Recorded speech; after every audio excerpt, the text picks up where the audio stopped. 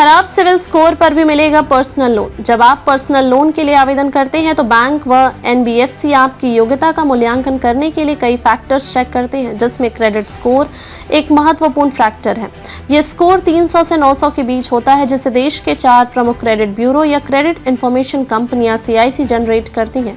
इनमें TransUnion CIBIL limited, Equifax, Experian और CRIF Highmark शामिल हैं। इन क्रेडिट ब्यूरो में ट्रांस यूनियन सिविल देश का पहला व सबसे पुराना क्रेडिट ब्यूरो है और इसके द्वारा जारी किए गए क्रेडिट स्कोर को सिविल स्कोर भी कहा जाता है। क्रेडिट स्कोर सिविल स्कोर से पता चलता है कि आपने अपने पिछले लोन या क्रेडिट कार्ड बिल का भुगतान कितनी जिम्मेदारी से किया है।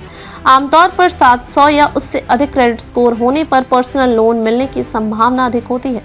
साथ ही लोन की ब्याज दरें भी कम होती है, क्योंकि ऐसे आवेदकों के लोन डिफॉल्ट की संभावना कम मानी जाती है। वहीं कम या खराब क्रेडिट स्कोर वाले आवेदकों को बैंक व एनबीएफसी अधिक जोखिम वाला मानते हैं, इसलिए उन्हें लोन मिलने में मुश्किल होती है।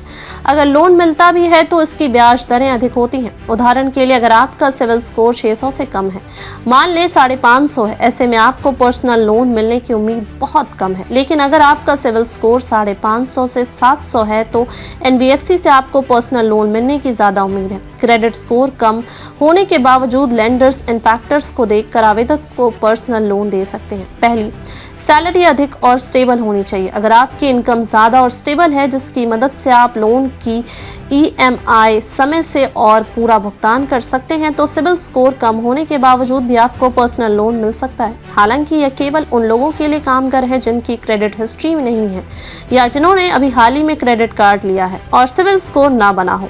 दूसरा, प्रतिष्ठित संस्थान में स्टेबल जॉब करते हो। जो आवेदक प्रतिष्ठित कॉर्पोरेट्स, MNCs या सरकारी संस्थानों में काम करते हैं, उन्हें लोन मिलने की संभावना अधिक होती है, खासतौर पर जिनकी स्टेबल जॉब हिस्ट्री, EMI भुगतान क्षमता, जॉब स्टेबिलिटी और प्रतिष्ठित कंपनी होती है, क्योंकि अन्य की तुलना में ऐसे आवेदकों की आय स्थिरता अधिक मानी जाती है। इसलिए बैंक को ऐसे आवेदकों को लोन देने में रिस्क कम होता है, यानी लोन डिफॉल्ट की उम्मीद कम होती है।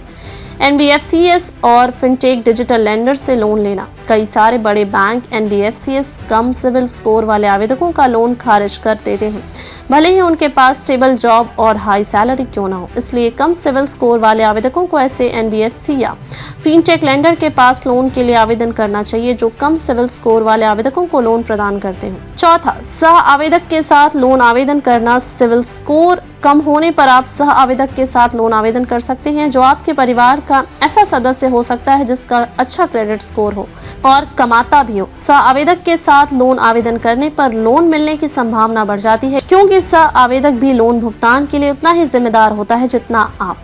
इसकी वजह से आपको लोन देने में बैंक का रस कम हो जाता है और लोन मंजूरी की संभावना बढ़ जाती है।